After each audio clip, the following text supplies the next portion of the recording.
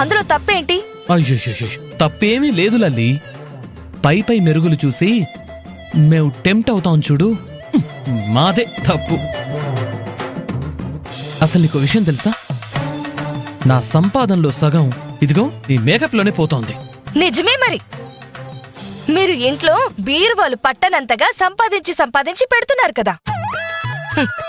అయినా భార్య అందంగా తయారైతే చూసి మురిసిపోయే మగాణ్ణి చూశాను గాని మీలా ఇలా టీస్ చేసి కుళ్ళుకునే మొగుణ్ణి నేనెక్కడ చూడలేదు. అందరు మగాళ్ళు నాలానే ఫీల్ అవుతారు లల్లి, కానీ బయటకు చెప్పుకోరంతే. అసలు మీరు మేకప్ లేకుండా కనిపిస్తే అమ్మో చూసి తట్టుకోగలవా? భయపడి పారిపోవు. అంత మాట అంటారా? ఇక నుంచి నేను మేకప్పే వేయను.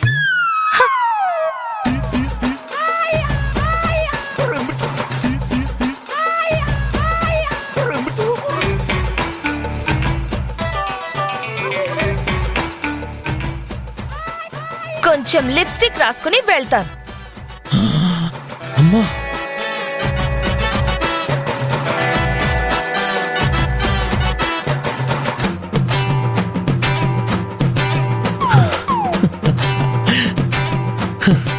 వీళ్ళు అస్సలు మారరు.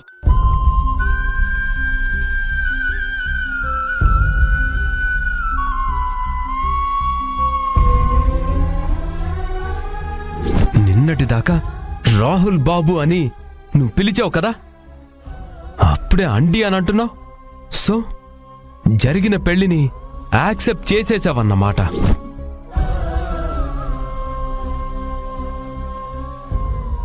ఇక మీదట నా పనులేవి నువ్వు చెయ్యాల్సిన అవసరం లేదు. మీ భార్యగా కాకపోయినా ప్రతిరోజు చేసే పనుల్లా అయినా చేయనివ్వండి. నాకు ఇష్టం లేదు, అవసరం అంతకన్నా లేదు.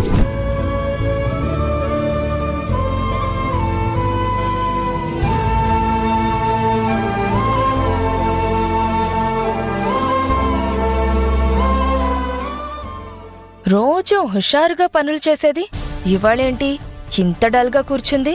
ఖచ్చితంగా రాహుల్కి దీనికి మధ్య ఏదో డిస్టర్బెన్స్ జరిగింది, అందుకే డల్గా ఉంది. దీన్నింకా ఏడిపించాలి. రాహుల్ బాబు నా మీద ఎందుకింత ద్వేషం పెంచుకున్నారు? తనకి నా బాధ అర్థమయ్యేలా ఎలా చెప్పాలి?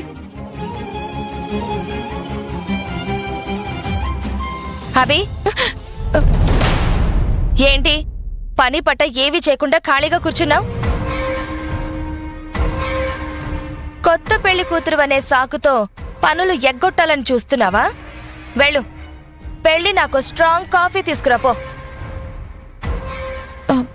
తీసుకుని వస్తాను. అభి ఆగు.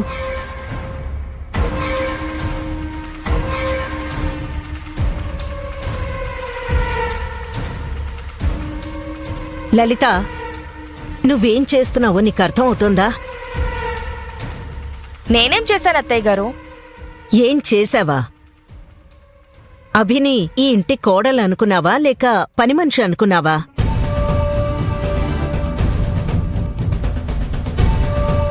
తనని కాఫీ పెట్టి తీసుకురమ్మంటున్నావు? పర్లేదత్తయ్యా, మామూలుగా నేను అందరికీ కాఫీ ఇస్తాను కదా, అందుకే అడిగినట్టున్నారు. తను నిన్ను కాఫీ అడగడం తప్పు కాదభి. అడిగిన పద్ధతుంది చూడు, అది తప్పు. అభి ఇప్పుడు ఈ ఇంటి కోడలు. తనది నీతో సమానమైన స్థానం.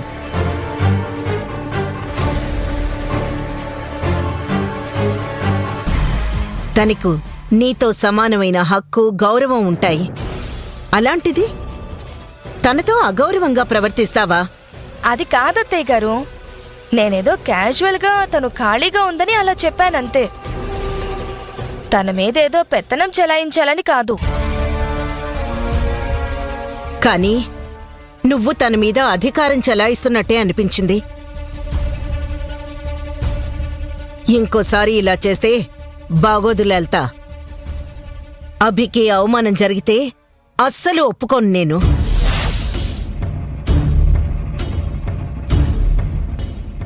పెద్దమ్మా మీరు ఆవేశపడకండి.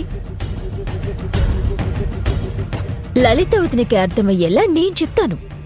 వదినా, నువ్వు అభిని ఇదివరకు లాగానే చూస్తున్నావు. నిన్నటి వరకు తను మన ఇంట్లో కేర్ టేకర్ గానే ఉండొచ్చు, కాని ఇప్పుడు వేదా వాసుదేవ్ గారి కోడలు.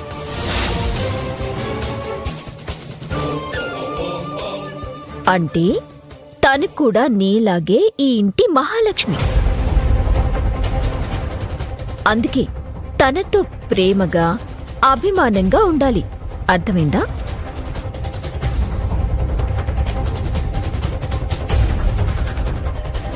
అయినా నువ్వేంటభి, కొత్త పెళ్లి కూతురివి, ఇలా డల్గా ఉండొచ్చా? ఎంత హుషారుగా ఉండాలి. నువ్వు నవ్వుతూ కలకలా తిరుగుతుంటేనే కదా పెద్దమ్మకి ఆనందం.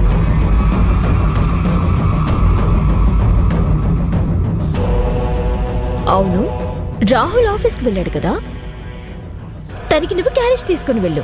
పెళ్ళయ్యాక భార్య చేతి వంట అది నువ్వు దగ్గరుండి వడ్డిస్తూ ఉంటే ఎంత బాగుంటుందో.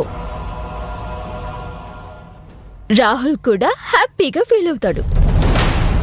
ఇవన్నీ మొగుణ్ణి కొంగు కట్టేసుకోవటానికి ట్రిక్స్ అభి.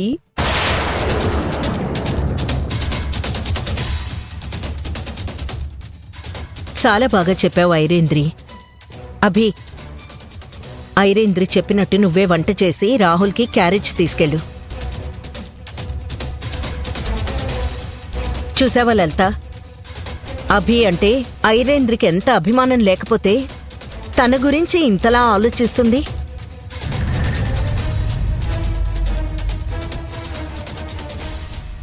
నువ్వు కూడా అభితో అలాగే ప్రేమగా ఉండాలి. సరే అత్తయ్య గారు.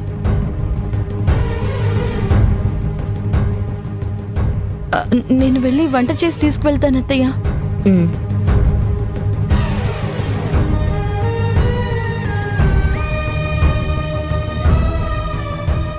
పెద్దమ్మా, మీరు అనవసరంగా టెన్షన్ పడకండి, కూల్గా ఉండండి. మీరు వెళ్ళి రెస్ట్ తీసుకోండి. ఉమ్.